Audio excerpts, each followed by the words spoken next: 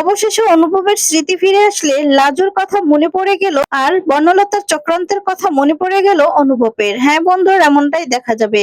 বিস্তারিত জানতে ভিডিওটিতে লাইক দিয়ে চ্যানেলটি সাবস্ক্রাইব করে দেখতে থাকুন।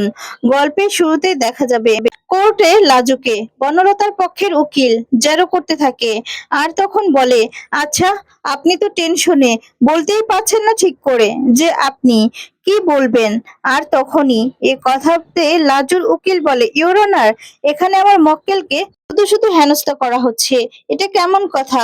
লাজবন্তী দেবী কি করে জানবে যে এই অনুভব চ্যাটার্জি কোন রাস্তা দিয়ে যায়? আর তার অফিসে কারোর সঙ্গে তো কোনো যোগাযোগ নেই মোবাইল থেকে। কিছুতেই কোনো রকম কিছু কি পাওয়া গিয়েছে যে ওই অফিসের কারোর সাথে যোগাযোগ আছে? পাওয়া যায়নি তো। তাহলে অযথা আমার লার্নেড ফ্রেন্ড কেন এইসব কথাগুলো বলছেন? তখনই দেখা যাবে দুজনের মধ্যে আবার ঝগড়া লেগে যায়। জজ সাহেব তখন বলে, আপনারা নিজেদের মধ্যে তর্কটা বাদ দিন আর দেখুন, আপনি ঠিকঠাক করে প্রশ্ন করুন। তখনই দেখা যাবে বনলতার উকিল লাজুকে বলে, আচ্ছা লাজবন্তী দেবী, আপনার পক্ষে সবটা সম্ভব, কারণ আপনি যে এত ট্যালেন্টেড, সেই জন্যই আপনি সবটা এইভাবে গুছিয়ে প্ল্যান করে করেছেন, তাই তো? আর তখনই দেখা যাবে লাজবন্তী আবার দাঁড়িয়ে পড়ে, মানে লাজুর উকিলও দাঁড়িয়ে পড়ে। আর তখন সে বলতে থাকে, কেন আমার মক্কেলের এভাবে ট্যালেন্টেড হওয়াটা কি দোষের হলো না? আর তখনই দেখা যাবে এ কথা শুনে অবাক হয়ে যায় সবাই। এরপর লাজুকে জায়গায় গিয়ে বসতে বলেন আর বনলতাকে সাক্ষী হিসেবে কাঠগড়ায় ডাকার অনুমতি চায় বনলতার উকিল। তখন অনুমতি দিলেই বনলতা কাঠগড়ায় এসে দাঁড়ায়। আর তারপর উকিল বাবু বলে, আচ্ছা বনলতা দেবী, যেদিন এই দুর্ঘটনাটা ঘটেছিল সেদিন আপনার হাজবেন্ড কখন অফিস থেকে বের হয়েছিল সেটা কি আপনি জানেন? তখন বলে, হ্যাঁ জানবো না কেন, যে অ্যাক্সিডেন্টের পর থেকে। তখনই বনলতা বলে, হ্যাঁ জানবো না কেন, এই অ্যাক্সিডেন্টের পর থেকে অনুভবের উপর আমার অনেক অনেকটাই আমি কনসার্ন। আর কখন আসছে কখন যাচ্ছে আমি ফোন করে খবর নিতাম। তখন উকিল বাবু বলে, আচ্ছা অনুভব চ্যাটার্জি যে রাস্তা দিয়ে যাতায়াত করে সেটাই কি এই রাস্তা? আর বাড়ির সবাই কি জানতেন? তখন বনলতা বলে, হ্যাঁ এই রাস্তা দিয়েই অনুভব বেশিরভাগ সময়ই যাতায়াত করতো শর্টকাট, আর বাড়ির সবাই তো সেটা জানতো। আর তখন উকিল বাবু বলে, ইওর অনার, এটা নোট করুন, তার মানে লাজবন্ত দেবী এই বাড়িতে যেহেতু থাকতো, লাজবন্তীর তো জানারই কথা যে অনুভব চ্যাটার্জি ওই রাস্তা দিয়ে যাতায়াত করে। তখন উকিল বাবু বলে, আচ্ছা বলুন তো, লাজবন্তী দেবী এরকম একটা কাজ কি করতে পারে? তখন বনলতা বলে, হ্যাঁ অবশ্যই ও এরকম করতেই পারে। আসলে ওর না অনেক লোভ, ও লোভে পড়ে গিয়েছিল, আমাদের বাড়িতে থাকতে চেয়েছিল, কিন্তু অনুভব তো ওই বাড়ি থেকে ওকে তাড়িয়ে দিয়েছিল, থাকতে বারণ করেছিল। ওর লোকটা না অনুভবের কাছে ধরা পড়ে গিয়েছিল। এখন হয়তো বা আমার হাজবেন্ডের কিছুই মনে নেই, কিন্তু যখন ঠিক ছিল ও, তখন কিন্তু লাজুকে একদম দেখতে পারতো না, সহ্য করতে পারতো না লাজুর এর জন্য। তখন বলে ওর স্মৃতি হারানোর পরেও কিন্তু ও বিরক্তিটা লাজুর উপর রয়েই গিয়েছে। তারপর তো অনুভব এই কথাগুলো শুনে বলে যে মিথ্যে কথা বলছে বনলতা, এরকম মিথ্যে কথা বলে, মানে কাঠগড়ায় দাঁড়িয়ে মিথ্যে কথা বলাটা উচিত নয়। আর তখন অনুভবের মা বলে, কৃষ্ণ তুই চুপ কর না, বনলতা যা করছে করুক না। আর তখন অনুভব বলে, না এটা একদম ঠিক হচ্ছে না, একটা মেয়েকে ফাঁসানোর জন্য এভাবেও মিথ্যে কথা বলে যাবে। আর তখন তো সবাই মিলে অনুভবকে বোঝায়। আর তারপরে দেখা যাবে বনলতা বারবার করে লাজুকে দোষারোপ করতে থাকে। তখন লাজুর পক্ষের উকিল এসে বলে, আচ্ছা বনলতা দেবী, আপনি বলুন তো, যে 7-8 মাস আগে আপনাদের বাড়ি থেকে একটা চুরির এফআইআর করা হয়েছিল, তাই তো? আর সেখানে আপনার নামটা কোনো রকম ভাবে জড়িয়ে পড়েছিল, সেটা কেন? বনলতা তখন কি বলবে কিছুই বুঝে উঠতে পারে না।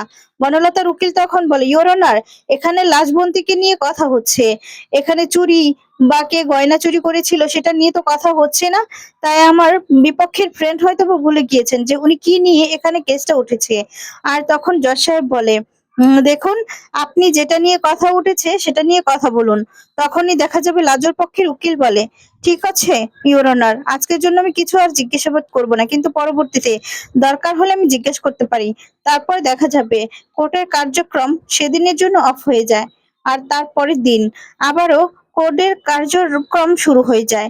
আর তখন বনলতা ওদিকে ওর মাকে ফোন করে বলে, মা আমাকে কিন্তু 50,000 টাকা দিতে হবে, দিয়ে যাও যে করে হোক। তখন ওর মা বলে, বনলতা তুই এখন কিন্তু এভাবে এভাবে জড়িয়ে যাচ্ছিস, দেখ তুই কিন্তু আবার আবার শিকার হচ্ছিস, অনেকভাবে কিন্তু তুই ময়ূরকে দিয়েছিস, ময়ূরের হাত থেকে এবার এবার ছুট। আর তখন বলতে থাকে সবকিছু সবকিছু তুই শেষ করে দিচ্ছিস, এখন কিন্তু আরো বড় একটা বিপদে পড়ছিস। তখন বনলতা বলে, মা দেখো আমার না জ্ঞান শুনতে ভালো লাগে না।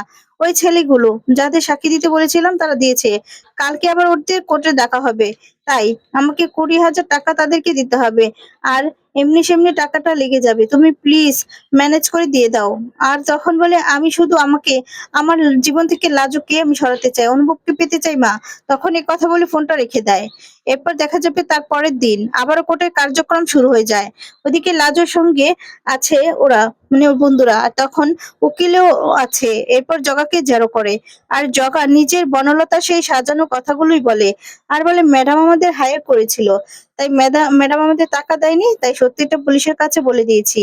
ভেবেছিলাম ভয় পেয়ে হয়তো বা টাকাটা দিয়ে দিবে, কিন্তু টাকাটা দেয়নি।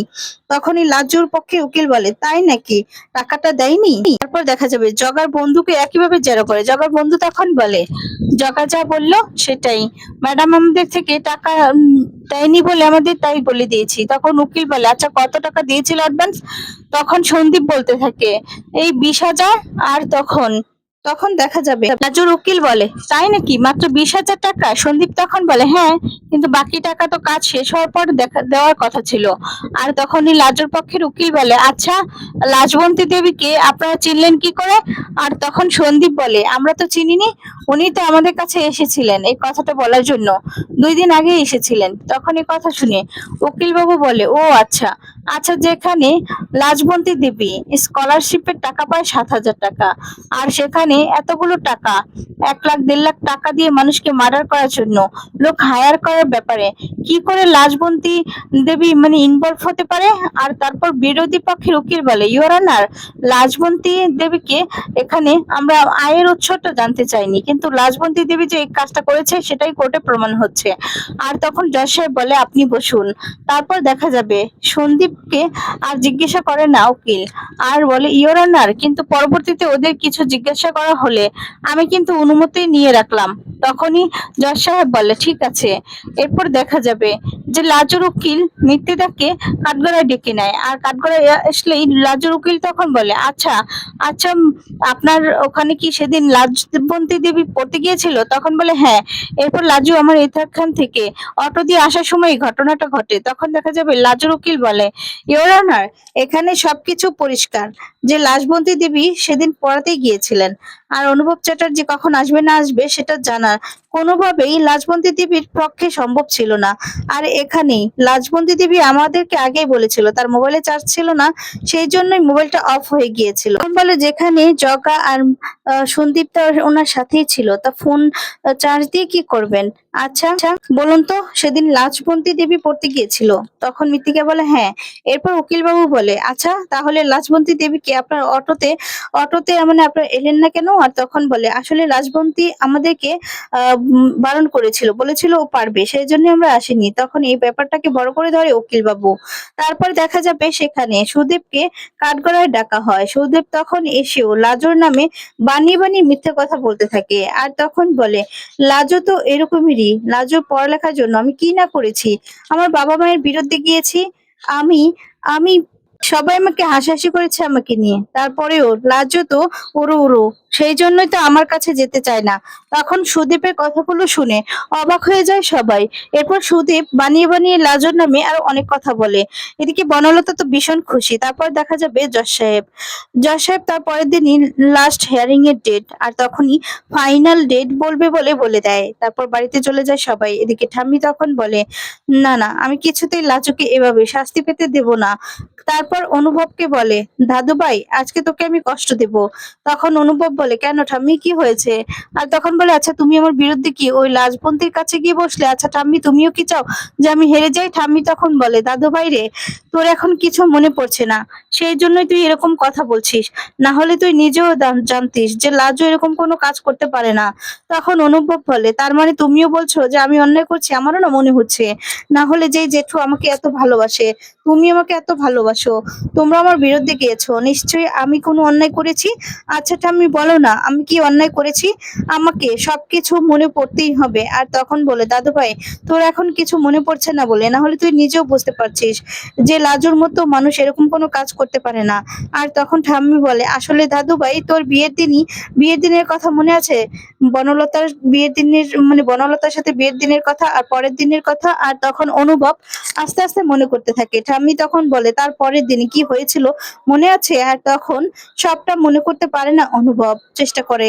আর ঠাম্মি তখন বলে আসলে লাজবন্তকে তুই এই বাড়িতে নিয়ে এসেছিস, ডাকাতে ধরেছিল রাস্তায়, আর তারপরে বউ পাল্টাপাল্টি হয়ে যায়, বনলতা চলে যায় লাজুর বরের সাথে, আর তুই আর এদিকে লাজু চলে চলে এলো তোর সঙ্গে। তখন অনুভব সব কথা শুনেই আস্তে আস্তে দেখা যাবে পুরোনো স্মৃতিগুলো ফিরে আসে।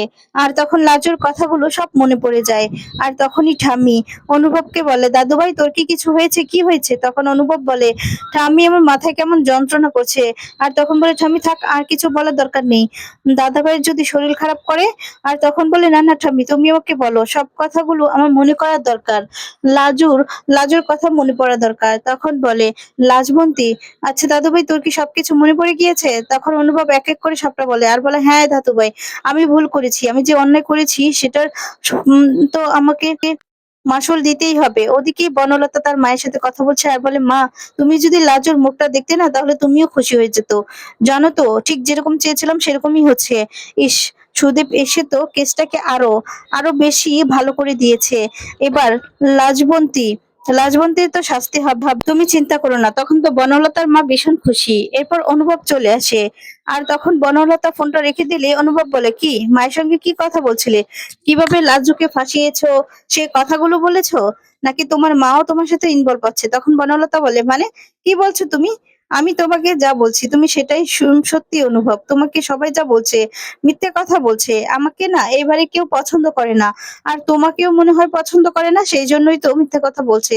আর তখন অনুভব বলে শোনো বর্ণলতা একদম মিথ্যে কথা বলবে না।